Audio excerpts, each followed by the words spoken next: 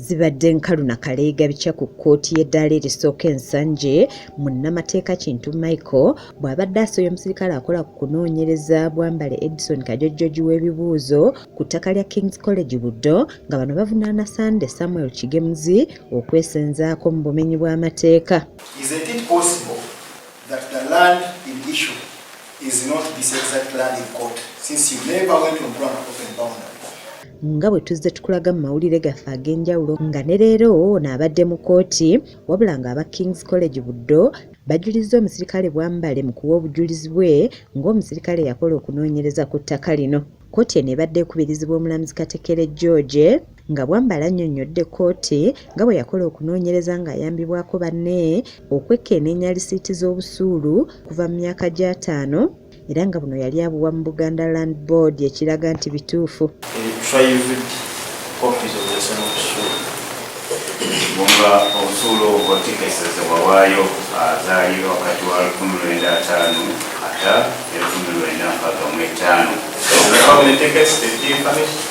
Ono wabula alaze okusoomoozebwa kwe basanze mu kunoonyereza kuno ng'aba Buganda Land Board bagamba nti King's College Buddo bagimanyi ng'eri ku liizi ng'ate mu kiseera kye kimu ne bakimeguzi nabo we bamanyi ng'ab'ekibanja olwo ne basoberwa kwe kusalawo babyongereyo mu babasingako. The response was that whereas King's College Buddo are the registered proprietors, the chosen person is also recognized.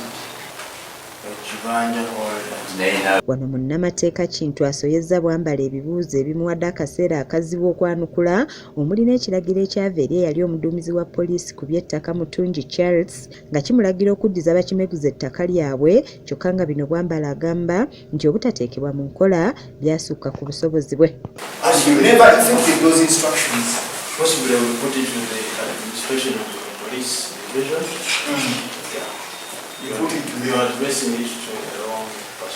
Wano omulamuzi Katekere waasinzidde n'awo aba King's College Buddo okujja omusango guno mu kkooti eno baguzze mu ya civil ekola ku misango egyekuusa ku bwannannyini bw'ebintu.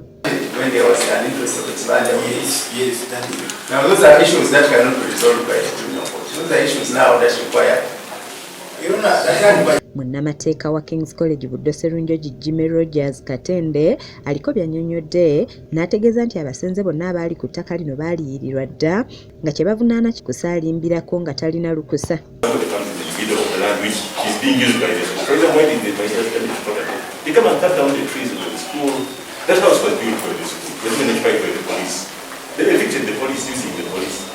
Ye munnamateeka Kintu annyonnyodde ku musango n'ategeeza nti obujulizi bwa Buddo tebumatiza nga bw'alambulula. Omusango gwe baleeta mu kkooti eno eya criminal tegusaanidde kubeera mu kkooti eno, basaanidde bagutwale mu kkooti ekakasa obwannannyini bw'amataka n'ebibanja. Naye eno kkooti y'abakali misango, abantu abakola emisango egitali gya bwannannyini bwa ttaka nga guno bwe guli. Balaze essanyu nti omusango guno we gutuuse baakufuna obwenkanya era baddizibwa ebyabwe. Oyinza n'okwesanga nga management ya Buddo Kings terina kyemanyi naye waliwo abantu ab'olubatu ku ssomero eryo abaagala okweyambisa erinnya ery'essomero lyaffe eddungi King's College balittattane nga bagezaako okuwamba ebibanja by'abantu.